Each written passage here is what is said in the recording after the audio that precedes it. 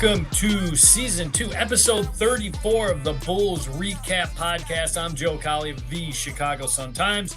You can obviously find my work in the sports section of the Chicago Sun-Times. You can follow me on Twitter, X, however you want to call it, at JCowleyHoops.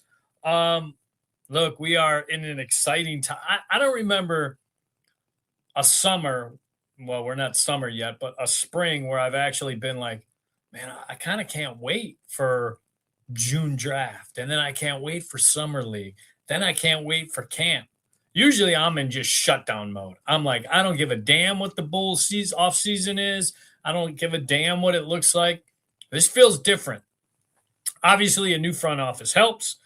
And I will say this is a fun draft class to study, to break down, to fantasize about, to buy some stock in their cards. There's a lot of different things you can do. And my guy, Will Gottlieb, has been doing an awesome job since the combine. He's got these 5-minute capsules through CHGO and then obviously the All NBA YouTube channel. Dude, those are great. People got to check them out. I mean, if you want just kind of a, it's not some half-hour drowning on, blah, blah, blah, blah. It's just 5 minutes. These are the facts of these guys. These are the statistics and analytics behind these guys. These are the opinions on these guys. I mean, kudos to you, man. Great job. I appreciate it, Joe. I appreciate you having me back on. But yeah, I mean, there's so many really good people at like breaking down film and going through 20, 30 minutes on some of these guys. And I think that's super valuable. I've learned a lot from those, but I wanted to do something a little different and like just get like the cliff notes basically on some of these prospects and just kind of help me learn more about them. So it's been a lot of fun. I hope people are enjoying them. And yeah, to your point, I mean, you called it in Golden State when we were out in San Francisco. Bulls are going to be drafted number 4. So even getting into some of these guards, it's like, might not have to worry about them. Yeah, and you know what? The thing that's interesting is like in previous drafts, you'd be like, okay, the Bulls are armed with 1 pick. Do you try and move up because there's this tier of this, and then there's a big dry spell? It's like, okay, they've got number 4, and I feel really good about those 4 guys, and your hand's kind of going to be dealt to you. That's fine. But even 15, people are kind of talking about, do you trade up? And I'm just like, why? I mean, unless there's somebody you really love. And because to me, this second tier after that top 4 is just filled with talent. I mean, all-stars. I mean, I'm not saying organizational game changers, but there's some all-star guys that could be found in there. And to me, like, it's funny, Bulls fans, before the draft lottery, number 9, that was kind of our plight. And now it's number 4, and now they want to trade and move. And I'm just like, everybody just relax. When you look, I mean, you were at the combine. When you look, we'll get into the top 4, but when you look beyond 4 and we're going 5 through, to me, it almost goes 5 to like 16, 17, where I feel good about. Do you get that same sense that second tier is as big a second tier as the draft class has seen in a while? I think so. I'd probably do like a sub tier and do like 5 to 9 and then a slight step down from, to your point, like 10 to 16, 17, 18, maybe even 20. I mean, there's a lot of good players in this draft, and the Bulls are in such a good spot where it is one of those years where you can like let the talent fall to you. It's not one of those situations where you have to trade up, right, where you're going to be forced to reach on someone because you need that position. I think they're in a really good spot where they're going to end up with players. And I'm not opposed to a trade up. Just depends on the cost. Like, I'm not giving up future picks with new lottery reform. I'm not giving up any future picks. Right. With this team. You got to hold on to those and just hope you get lucky, see what happens. I'd actually be more interested in moving down, because if you do move down to like 18 or 19, you could still get a player in that tier and then maybe pick up an asset yourself. So that's the way they should be thinking. Just like pick up as many extra picks as you can. Move us off of some of these vets if you have to, take on bad money if you have to. But that's got to be Bryson Graham's MO here as they try to rebuild this roster, because yeah, this draft is really strong. And I think it just also is like reinforcing the idea that they got to be collecting more draft picks. It's so much better to go into a draft when you have 2 selections and you have that flexibility compared to previous years where it's like, man, I really hope somebody like Modest Buzelis falls to 11, or some, miracle trade offer comes from the Pelicans. for a future unprotected first round pick. Like, this just gives you way more power and flexibility. And that's really like how you build a team. All right, we'll get in the top 4 in a second. You talked about a second tier in your mind. Who are the names in that second tier where you have 5? I think you said 5 through 10. You thought was kind of a second tier. Yeah, I would go in no particular order. Acuff, Wagler, Flemings, Michael Brown Jr., Braden Burries, and I think I'd throw a Mara in there as well, just because the center class in this group is not very strong. I think people have differing opinions on him and just like his viability because he's kind of a slower guy, but the NBA is getting bigger. And so you need these like 7'2", 7'3" guys to help protect the rim. I would definitely throw him in that category. Is Cameron Carr pushing that envelope? Because, I had him, I think I did a immediate mock and I didn't have him in there. I kind of had him feeling like he was 20. Fun fact, I used to play basketball with his dad, Chris Carr. You have all these like connections where you're playing with these guys. That's crazy. Chris used to bring Randy Moss up to the Run. So we used to play with Chris Carr and Randy Moss. And then my son actually went to his basketball academy, 43 Hoops, at a long time Minneapolis. So it'd be kind of cool if they do get Cameron Carr with the second pick, because I just remember Chris talking about this little kid. I mean, this is years and years ago that you don't know what he's going to become and stuff. But they got J.C. Sheldon on the sky, trade for Jalen Suggs, draft Cameron Carr, all your people. All my people. Where do you put? Is he inching his way up? Because when he measured, his freaking wingspan's ridiculous. I mean, that's a tie your shoes without bending down type of guy. And then he goes out in that scrimmage, and obviously a lot of the big names weren't playing in that scrimmage. But for him to go and showcase kind of his athleticism, his shot, and Baylor dudes are kind of dogs defensively. They're just kind of wired that way. Where do you think, is he inching his way into that second tier, or is he still in that kind of 11 to 20 area?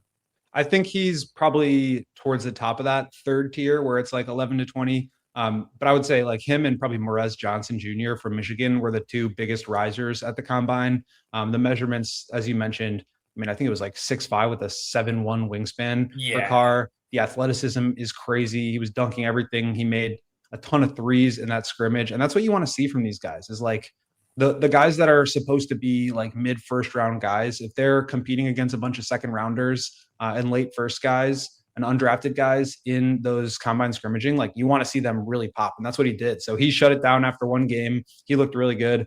I could see him even going before the Bulls draft at 15 for sure. Because that type of player too, like the 6'5" wing who's long, who can defend. I think he's got to sharpen up some things and like be more consistent defensively, but the shooting, the athleticism, the potential there, I think is really, really high. So yeah. And also just at a position that's really premium in the league where you can guard 2s and 3s and maybe guard down on 1s. Like every team needs those kind of guys. So I could absolutely see him climbing. What, you brought up Mara. Obviously the bigs, it's an interesting group, and we're staying outside the top 4. We'll dive into that. Talk to me about some of those bigs that were kind of impressive. I mean, Mara, and you brought up Johnson and guys like that. Where do you see 4 or 5 bigs that you say, okay, they feel like 15, that the Bulls could go ahead and grab those guys? Yeah, I did a mock draft earlier this week with Mara going to 15, and I think he's like more talented than that. But I also think it's a little bit hard to find the right fit for him, because you look at some of these teams, it's like everybody needs a guard. It'd be kind of surprising if all these smaller guards go in the top 10. But it was hard for me to pick out a spot where somebody really wanted a center like that.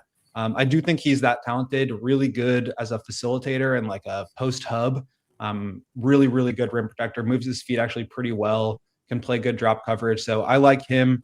But I also think there's some other good.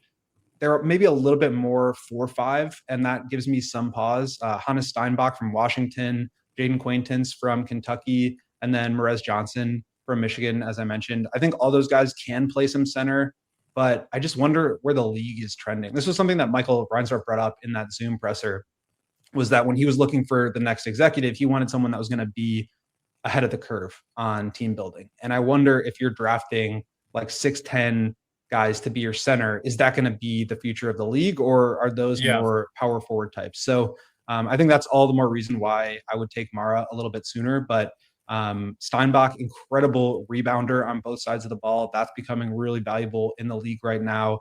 Good feel, good touch. I buy him as a potential shooter long-term. He has a good face-up game.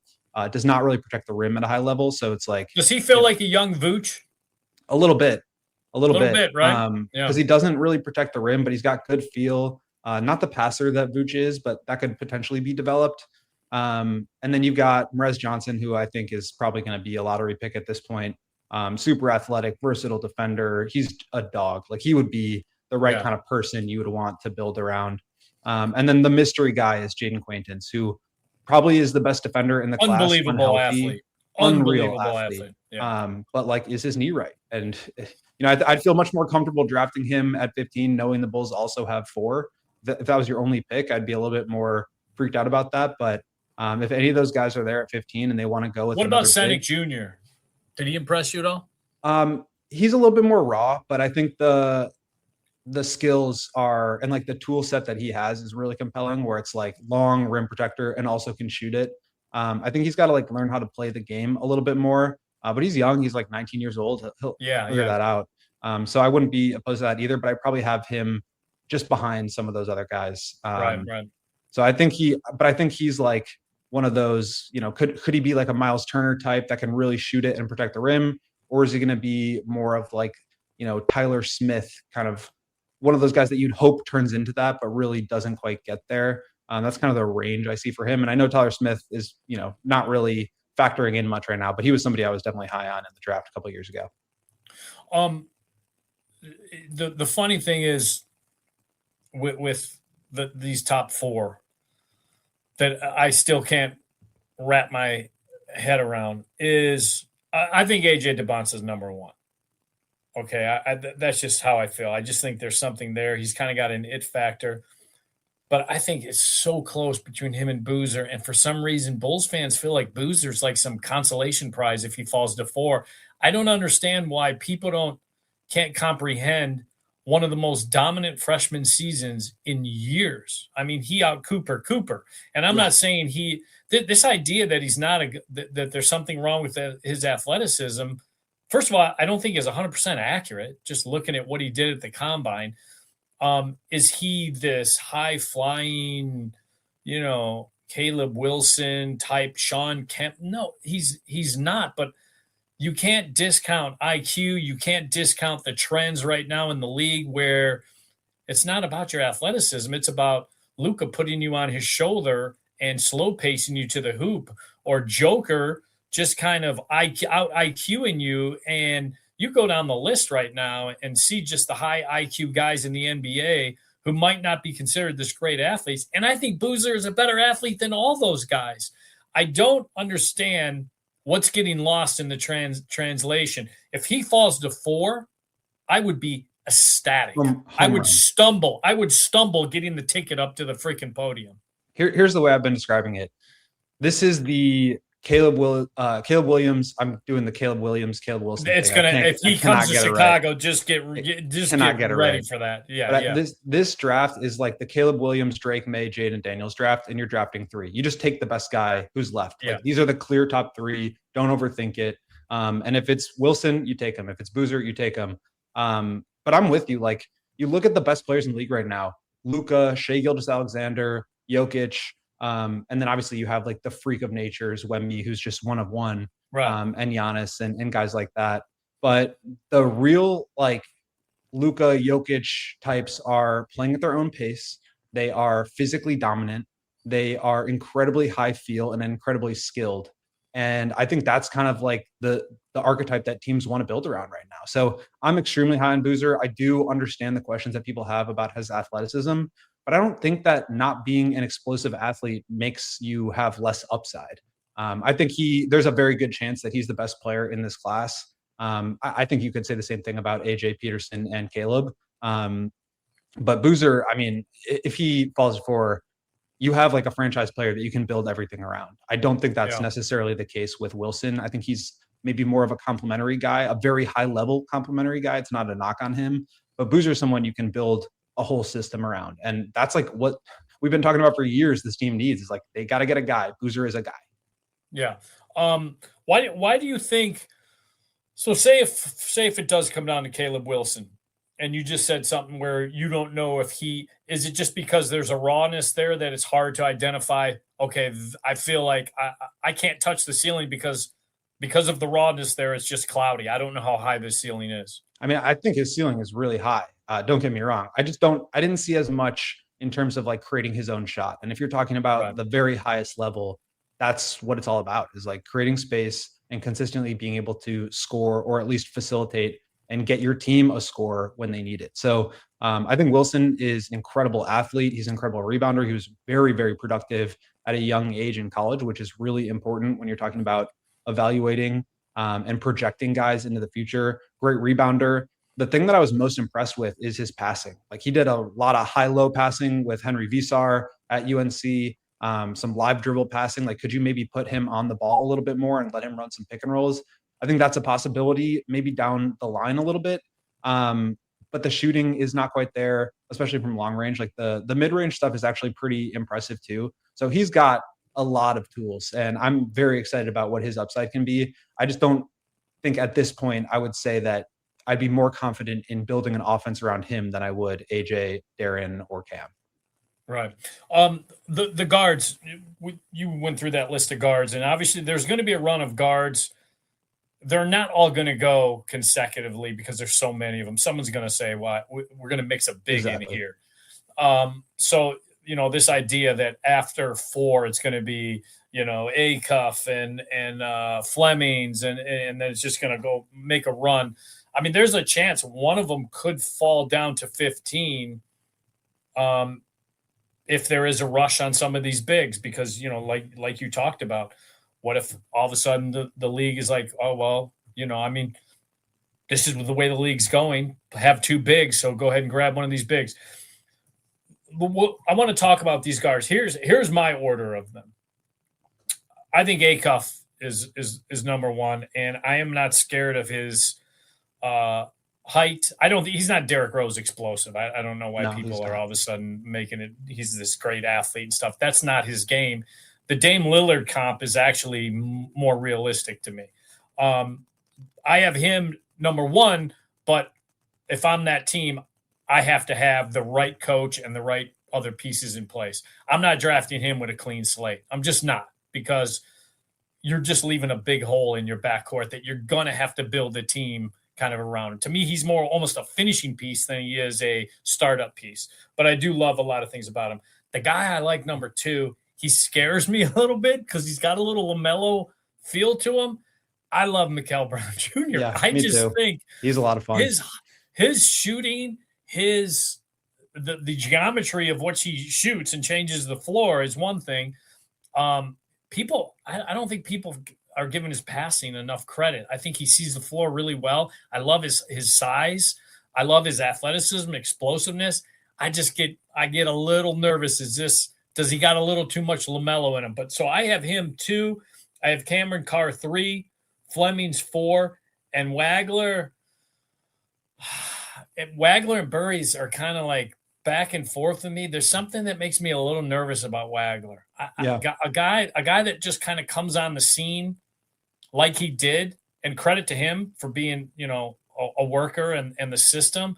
But that's what makes me nervous. Is he just the system guy that just he happened to, I don't know. What say you with that list of names and those guards? What's your feel? Who do you feel good about?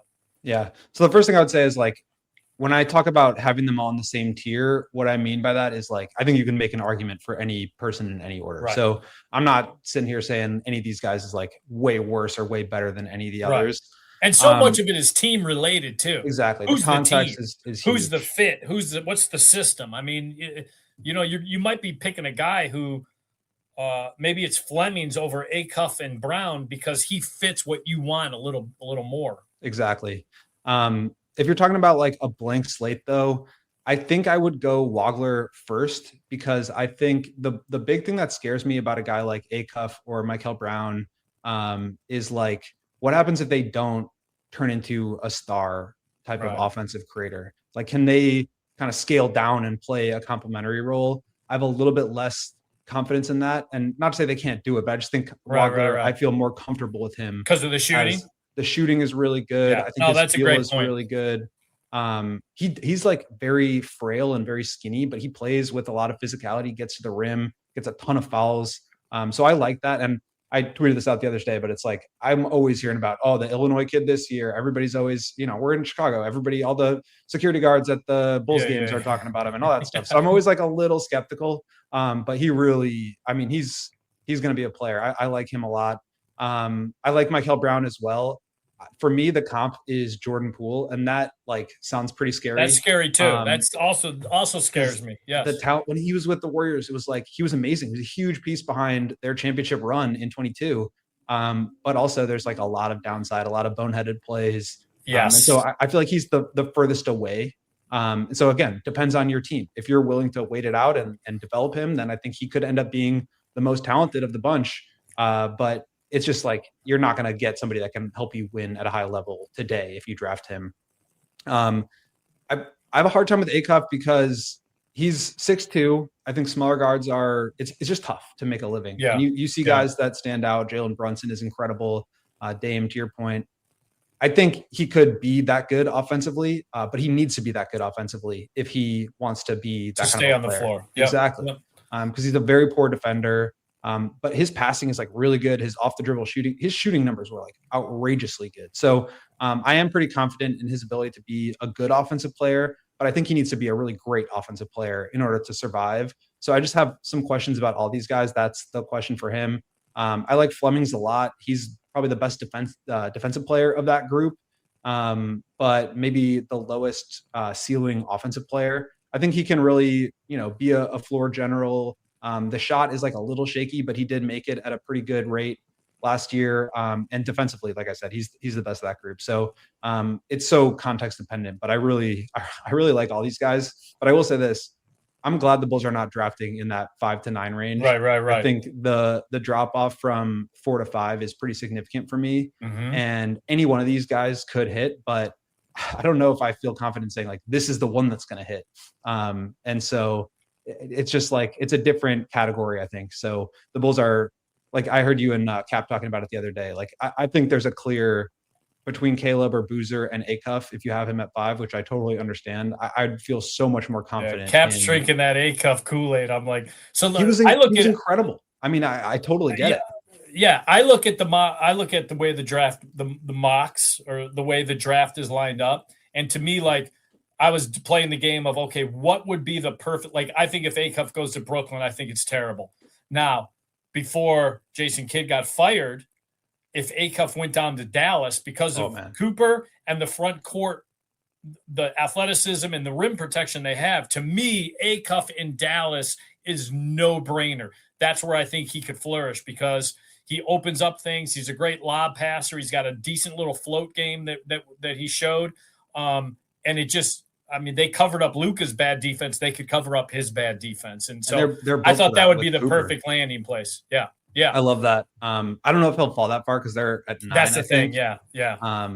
But yeah, like if he goes to Sacramento or Brooklyn, I have some more questions about it. But if he ends up with one of these teams that has like a good infrastructure, I think to your point about him being like a finishing piece, like you have to have the right context around him that can help cover him on defense and can really maximize his offense. I think Dallas might be the best landing spot. Yeah. Before I get you out of here, overview of the draft from what people were talking. Is there a kind of comp of, hey, this class, I look at the all rookie teams that came out for the 20, and you know how I felt about the 25 class. I love the 25 class. I love Cooper. I love Khan.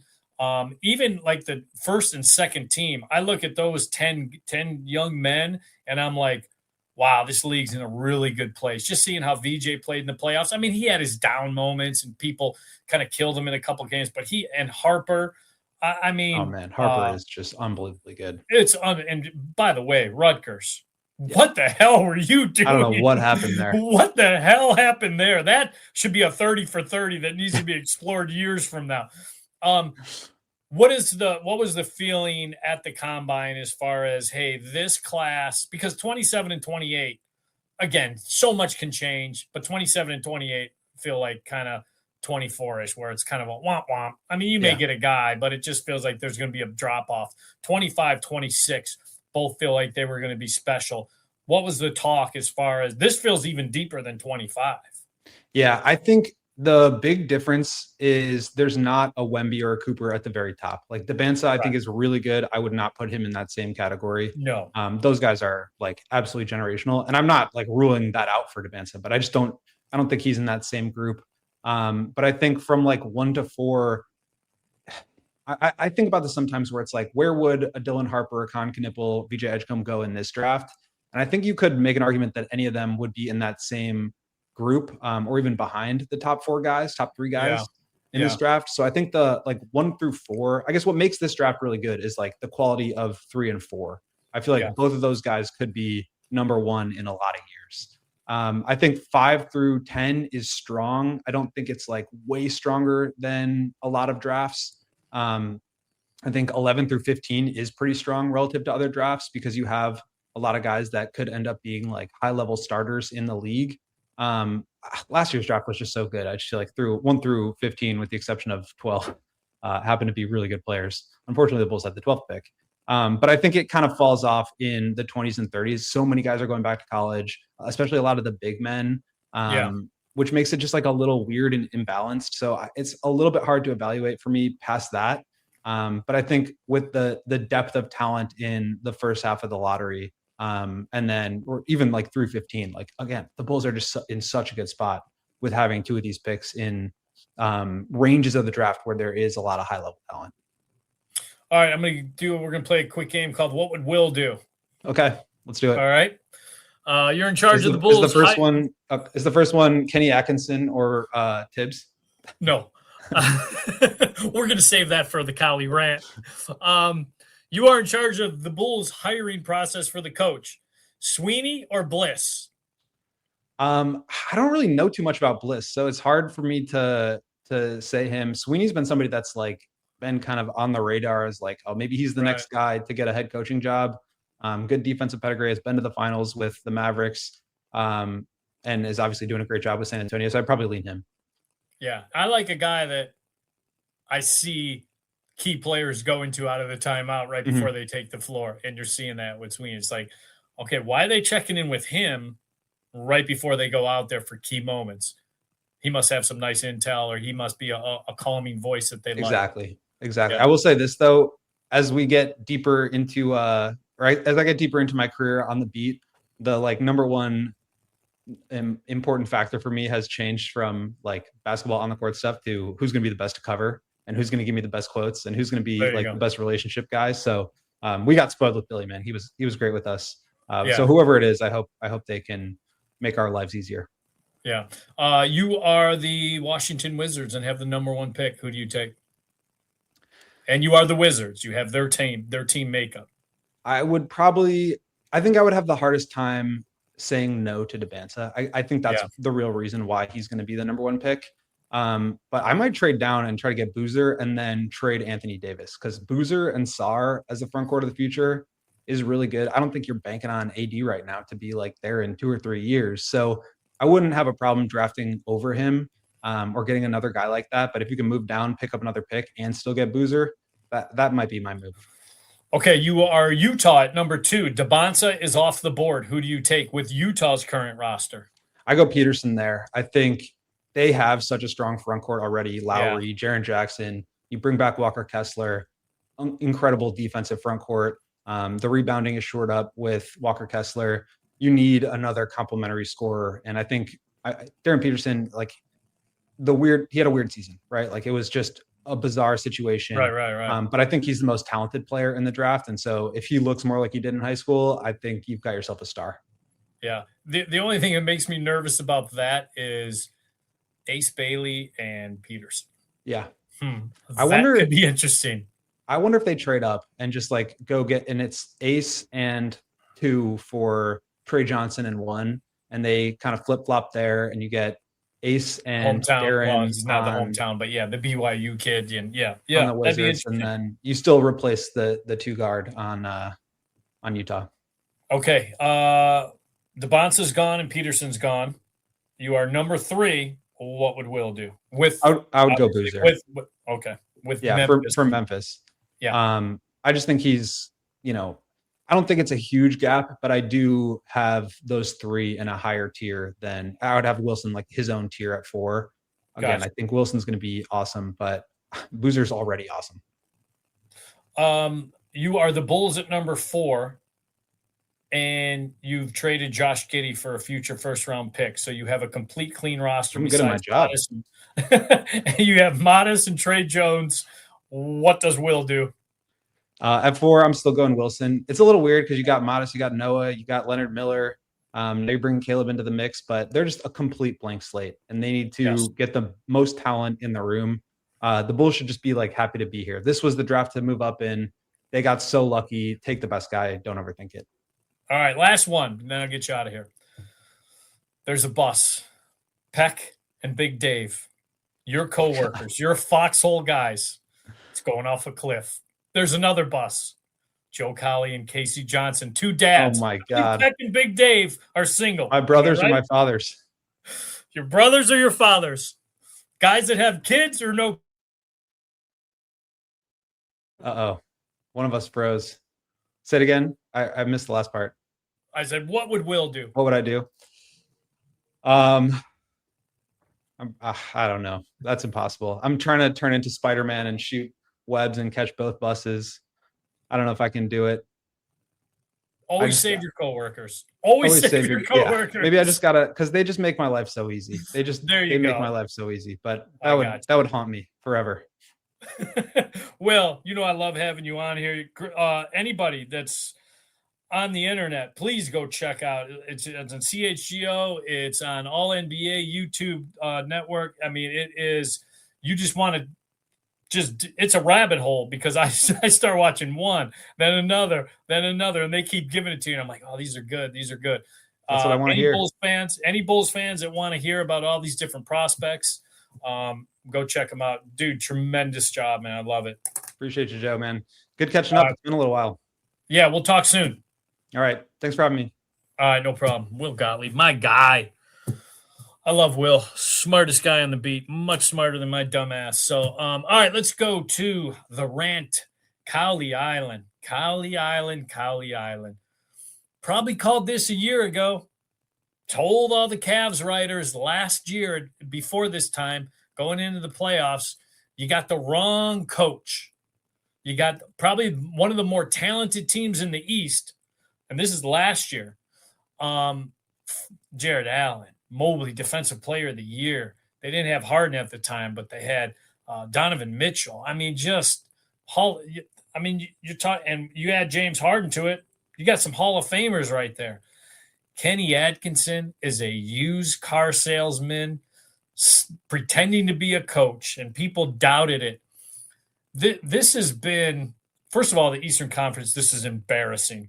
This is as embarrassing an Eastern Conference powers, whether it was Boston and what happened with them and Tatum not looking fully healthy and no Halliburton and just the easiest runway you could ask for.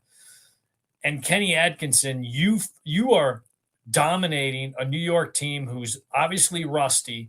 You are up historically in the fourth quarter, and you just let your guys gas out without calling a timeout. Even if you had those timeouts late, not once did I see you say, we're going to get Harden out of there and go offense for defense. You know who I like as a defensive player? I love the way Strus competes. Didn't see him. I mean, the mistakes and the poor coaching in the series. I mean, little Mikey Brown, we all know what he's doing. He rode LeBron's coattails to a championship, and now he's like Jerry Reed in The Water Boy. He stole Tibbs's playbook. I think it was a green notebook or whatever it was in The Water Boy. He's just running the same offense and defense that they ran with Tibbs because the players and Rick Brunson, who's really the coach of the team, demanded Mikey Brown do it. And Mikey Brown's just a smiling, really happy to be there, not going to fight the players. LeBron coached that team. I mean, you talk about Mikey Brown just being scholarship coach of the year. This is it. The culture was established by Tibbs. The offense was Tibbs. The defense is Tibbs. They're still paying Tibbs more than they're paying Mikey Brown. So who's really the coach of this team? And he's got to look across or down the way, and the coach he has to beat and outsmart is Kenny Atkinson, who's basically Jim Boylan with a little better sense of X's and O's. Just an operator, Kenny. You're being exposed. And when this thing's over in a couple of games, you should be fired. And we know who should really be coaching that team. The guy who is not coaching right now, Tom Thibodeau, should be coaching the Cavs because they are in the second apron. They are in win now mode, and this window closes quickly in a year or two. That's the guy that should be coaching this team. So keep it up, Kenny. Good job. All right, let's get to the list. I kind of hit this earlier. I'm going to go over a little more detail. I did something with the guards a while ago as far as after that top four, who were my guards, starting with Acuff and I mentioned it to Will, who I feel I'm going to go in a little more detail of why. Again, this is based on clean slate. We've got nothing. So I don't have the front court. I don't have the right infrastructure. I'm just taking your talent because, like I said, these five guys are